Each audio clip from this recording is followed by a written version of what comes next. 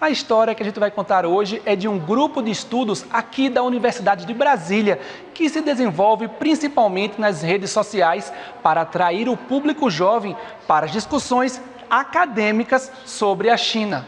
O diferencial está na linguagem.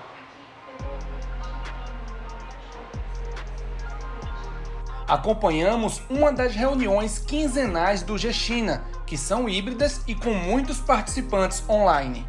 Aqui encontramos com um dos responsáveis pela aproximação do público jovem aos temas da China. O Gabriel tem um papel fundamental. Eu faço parte da área de comunicação, então junto com a Cíntia e a Thaís, que são as nossas coordenadoras, eu faço parte do pessoal que traduz esse conteúdo, que normalmente é muito acadêmico, para uma linguagem mais acessível para o público geral. Então a gente produz conteúdo para o Instagram, produz conteúdo para o TikTok, para o YouTube, às vezes com parcerias com a Embaixada e outras instituições, justamente para conseguir que esse conteúdo que não tem muito alcance, esses conteúdos vindo da política da China, da sociedade chinesa, da cultura chinesa, que tem um alcance maior e mais popular, por assim dizer.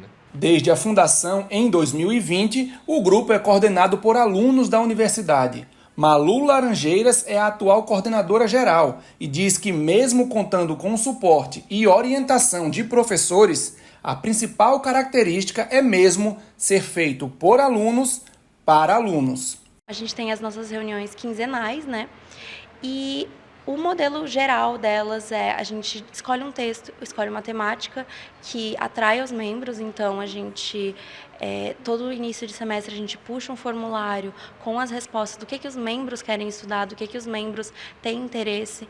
A gente tenta não ficar muito centrado apenas em temas de economia ou apenas em temas de relações internacionais, e sim pegar uma coisa bem ampla.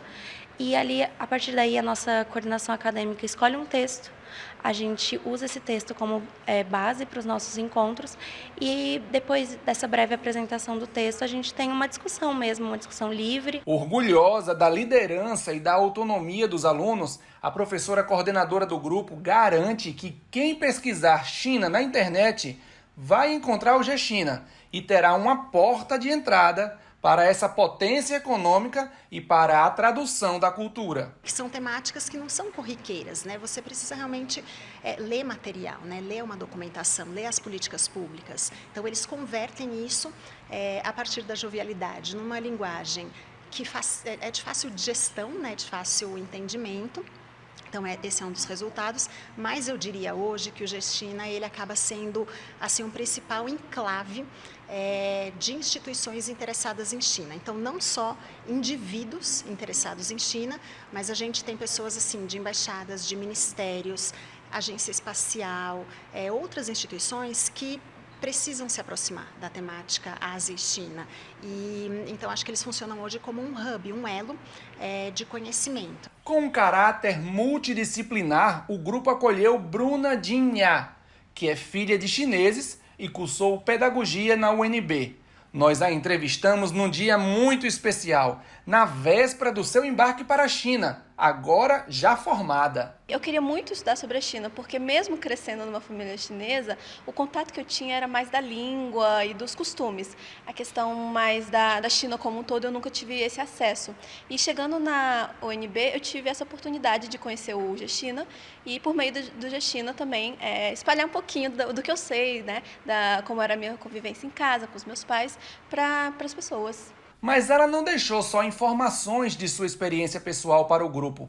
Ela também ganhou conhecimento sobre outras áreas que não aprendeu em casa. Um ponto muito interessante do G-China é que ele é muito diversificado. Então, eu sou da área de educação, mas a gente trabalha também com política, com economia da China. A gente tem muitas palestras que são muito interessantes, então são pontos que eu não conhecia. Mesmo somente com 4 anos de existência, o grupo já se ramificou em 24 universidades pelos estados brasileiros, além de estudantes na Argentina, China e Europa. Temos muitos grupos de Ásia, temos até alguns grupos que nós somos parceiros, que estudam Ásia no geral, que têm atividades sobre Ásia Central, Sudeste Asiático, mas sobre China eu acredito que nós sejamos uma das maiores iniciativas e que nós nós conseguimos, com os nossos projetos, engajar mais de 3.000 pessoas no ano passado. Então, é uma iniciativa que está crescendo e que está demonstrando quanto as pessoas no Brasil e na América Latina estão tendo esse interesse, né, em estudar China. Co-fundadora do G-China, o grupo abriu caminhos para as pesquisas de Isabela Neres, que atualmente está na China. Ela desenvolve uma pesquisa de mestrado sobre a cooperação espacial sino-brasileira. A minha expectativa futura para o G-China é que primeiro seja um grupo que continue, porque é bem difícil realmente manter as pessoas interessadas e envolvidas, apesar de China ser um tema muito interessante. E em segundo seria mesmo que o G-China fosse um espelho e um modelo para que outras universidades, para que outros grupos e outros estudantes possam também criar os seus próprios grupos e que eles possam perceber o poder que eles têm, porque até então, quando na época de criação do G-China eu não imaginava o tanto que o grupo ia crescer. De Brasília, Luiz Boaventura, em uma coprodução entre o Diário de Pernambuco e a Rádio Internacional da China.